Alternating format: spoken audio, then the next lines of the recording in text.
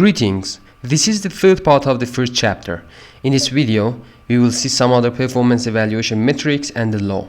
First of all, you will take a quiz, then you will learn about IPS, FLOPS, SPEC benchmarks and Amdahls Law. To start with quiz, please pause the video, solve it, then check your answer with the solution. You can find a link to the solution in the description of this video.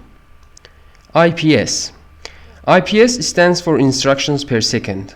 Sometimes it is used as a metric for comparing processes.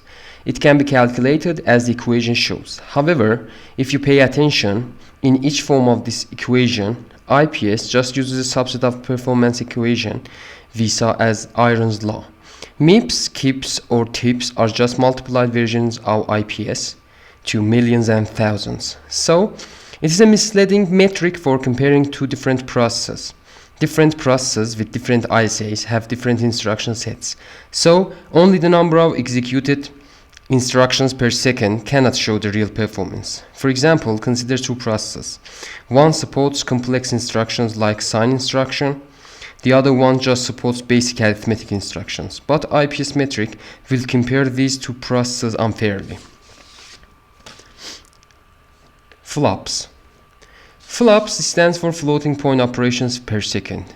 This metric is used for comparing processes that mainly are designed for scientific computations, because these computations require a large amount of floating point computations. However, this metric doesn't consider processes' other parts, like other instructions, so it cannot be a fair metric for comparing processes. SPEC benchmarks. SPEC stands for Standard Performance Evaluation Cooperative. It's an effort funded and supported by vendors to create standard sets of benchmarks for performance evaluation purposes.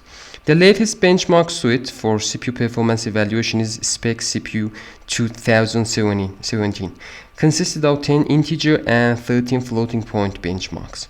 SPEC, for simplifying and easing the marketing, decided to report a single number representing the performance instead of showing figures and tables to the customers. For each benchmark, it's run on a reference processor and the one which is intended to be compared with. Dividing the execution time of the reference processor to the new one normalizes the execution time measurements. This normalization yields a measure called the SPEC ratio. SPEC speed, which is the single number, is obtained by taking the geometric mean of the SPEC ratios. Amdahls Law. This law says don't expect the improvement of an aspect of a computer will increase overall performance by an amount proportional to the size of the improvement. This law is a handy tool for evaluating possible enhancement. Let's see an example. We have a program that takes 100 seconds to execute on a processor, and 10% of the program's instructions are floating point instructions. If we replace our processor with another one that its floating point units are 2 times faster, we will improve the overall performance of the program only 5%. If you have any questions or comments, please write for me in the comment section below this video. Thank you for your time and attention.